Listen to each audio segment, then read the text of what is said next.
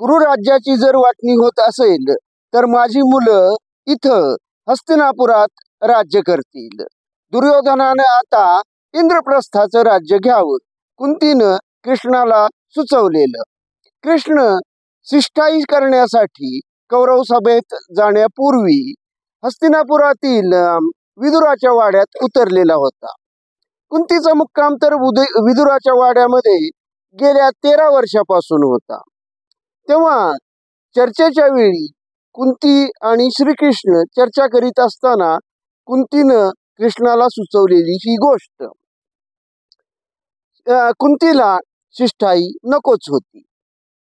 श्रीकृष्ण शिष्टाई करणार नाही याची ती पुरेपूर काळजी घेत होती. राजमाता कुंती ती राजमाता होती. जरी राज्य नसलं तरी सुद्धा ती राजमाता होती, राजकारणी होती. आणि आपल्या भाच्याला, कारण कुंती ही श्रीकृष्णाची आत्या, श्रीकृष्ण हा कुंतीचा भाचा, आपल्या भाच्याला ही दिलेली सूचना श्रीकृष्णासाठी राजमातेची आज्ञा होती. एक शेवटचा शब्द होता. तहाची म्हटलं तर ही पहिली आणि अत्यंत महत्वाची अशी अट होती. या अटीसह दुर्योधन समेटासाठी पांडव आणि कौरव यांच्यातील शिष्टाईसाठी दुर्योधन तयार होईल ही गोष्ट शक्यच नव्हती. कुंतीच्या मनाचा कौल दाखवणारी ही सूचना.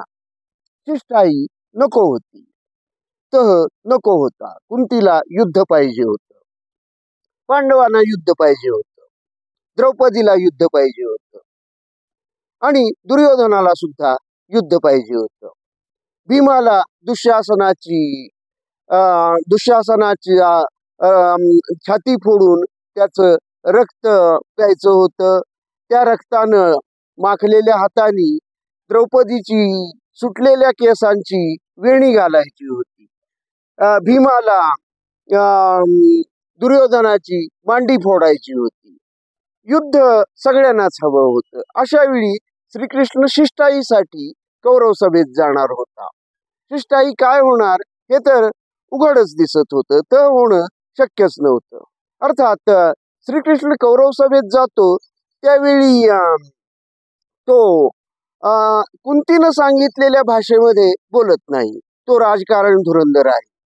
तो अत्यंत राजकारण धुरंधर, राजकारणी आणि कटकारस्थानी अशा प्रकारचा दूत म्हणून कौरव सभेमध्ये जातो. तो ज्या प्रकारे बोलतो कौरव सभेमध्ये त्या प्रकारे तो म्हणतो की पांडव फक्त 5 गावं दिली तरी सुद्धा त्यावर संतुष्ट होतील आणि हे युद्ध होणार नाही. पण त्यानं जी गावांची मागणी केलेली होती ती मागणीच अशा प्रकारची होती की दुर्योधनाला किंवा कौरवांना ही मागणी मान्य करणं अशक्य व्हावं. त्यानं इंद्रप्रस्थ, व्याघ्रप्रस्थ, पानप्रस्थ, स्वर्णप्रस्थ इत्यादी अशा गावांची मागणी पांडवांच्या वतीनं केली. ही गावं अशी होती की ही हस्तिनापूरची कोंडी करणारी गावं होती.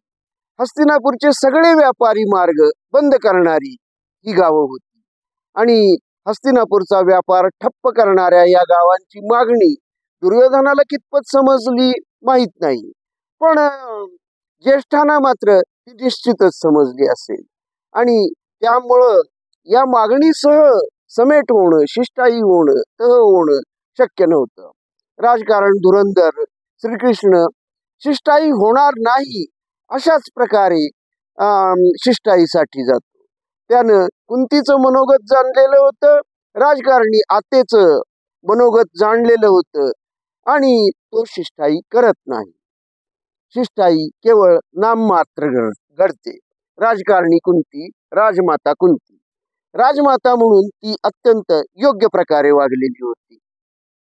राजमाता कुंती होण्यापूर्वी ती एक साधी माता सुद्धा झालेली होती. आणखीन अबोध वयामध्ये झालेली तिची ही चूक, कुंतीनं चुका केलेल्या होत्या. पण आपल्या चुका निस्तरण्याचा तिनं आयुष्यभर प्रयत्न केला आणि कमीत कमी चुका केल्या. आपली अबोध वयामध्ये झालेली चूक, कर्णाला दिलेला जन्म, ही चूक सुद्धा तिनं नंतर निस्तरली. पण ती तिनं अशा प्रकारे निस्तरली की त्यामुळं तिचा आणि तिच्या मुलांचा म्हणजे पांडवांचा फायदाच व्हावा. पण हे पुढं त्या मधल्या काळातही पांडूशी विवाह झाल्यानंतर कुंतीनं अत्यंत कमी चुका केल्या. तिनं आपली मुलं पांडूच्या पश्चात, पांडूच्या मृत्यूनंतर सुद्धा अत्यंत योग्य प्रकारे तिनं त्यांचं संगोपन केलं, त्यांना संस्कारित केलं. त्यांच्याकडे नसलेलं राज्य मिळवण्यायोग्य त्यांना बलदंड, बलवान बनवलं. गांधारी या बाबतीत कमी पडली. तिनं डोळ्यावर पट्टी बांधली आणि असलेलं राज्य, धृतराष्ट्राकडं आणि दुर्योधनाकडं असलेलं राज्य सुद्धा टिकवण्याची कुवत ती दुर्योधन आणि इतर कौरवांच्या मध्ये निर्माण करू शकली नाही.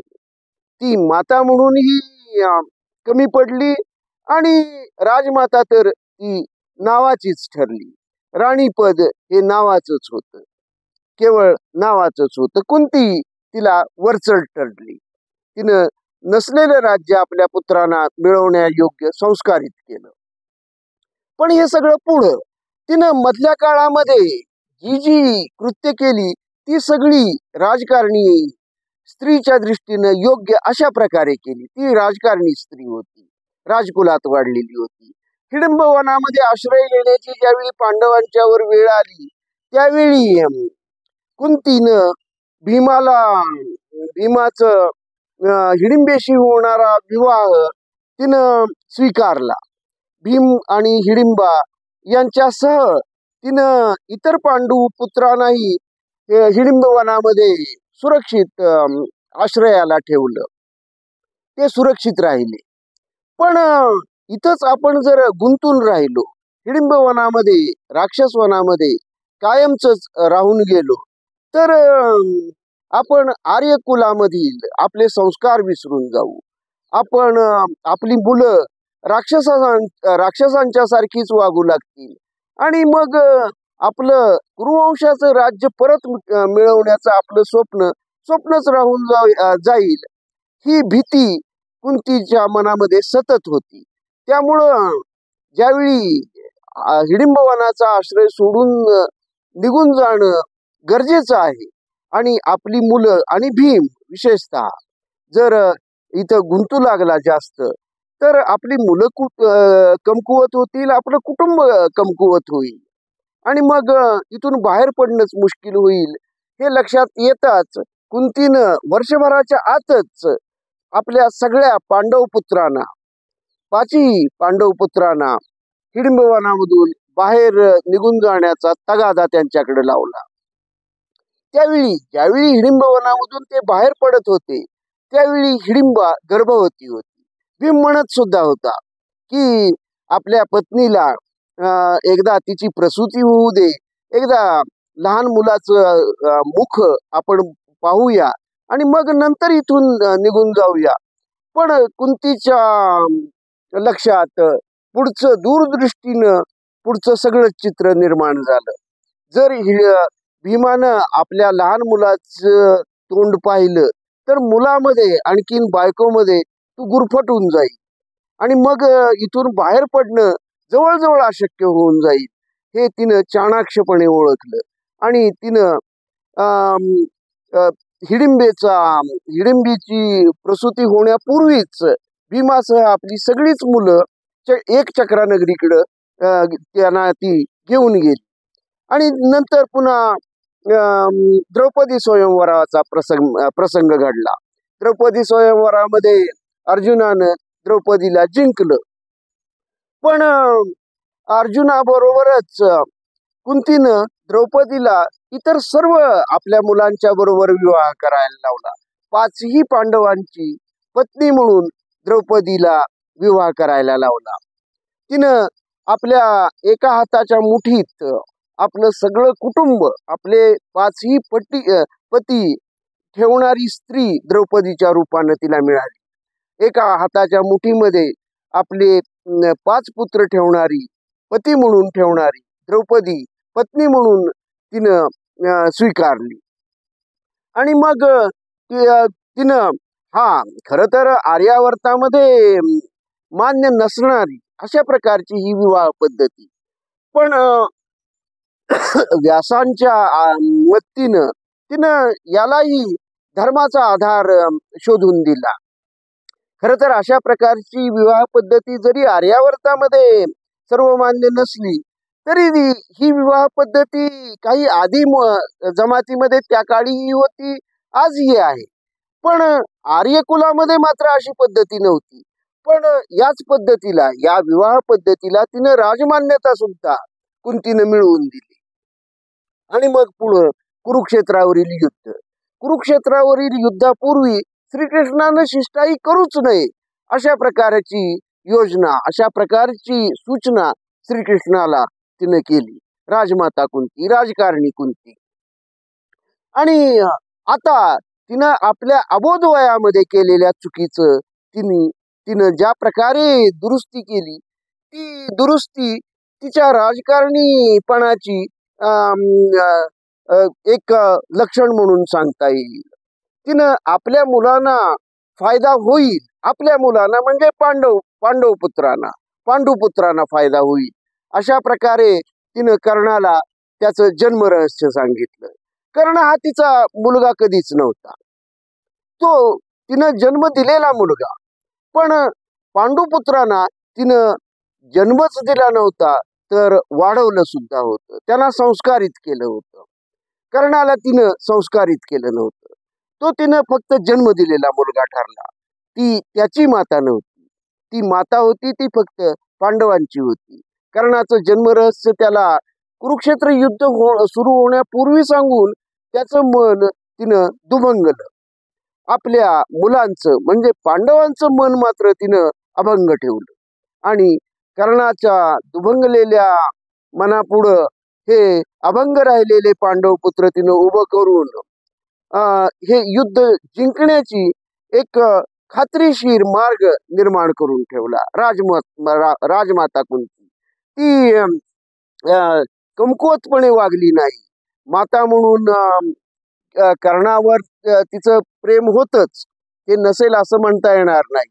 त्याच्या मृत्यूनंतर तिला दुःखही झालं असेल, ती रडलीही असेल. माता म्हणून कर्णाच्या मृत्यूच्या दुःखामुळं पांडवांच्या पुढं विजयी जल्लोषामध्ये ती सामीलही झाली नसेल.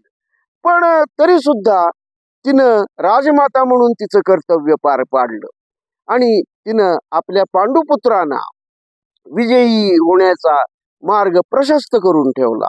राजमाता राजकारणी कुंती ही गांधारीसाठी मात्र एक वेगळ्या प्रकारची स्त्री ठरली. कारण गांधारीला राजमाताही होता आलं नाही, माता सुद्धा होता आलं नाही. चांगली माता म्हणूनही गांधारी कमी पडली, चांगली राजमाता म्हणूनही ती कमी पडली आणि राणीपद फक्त नावाचंच.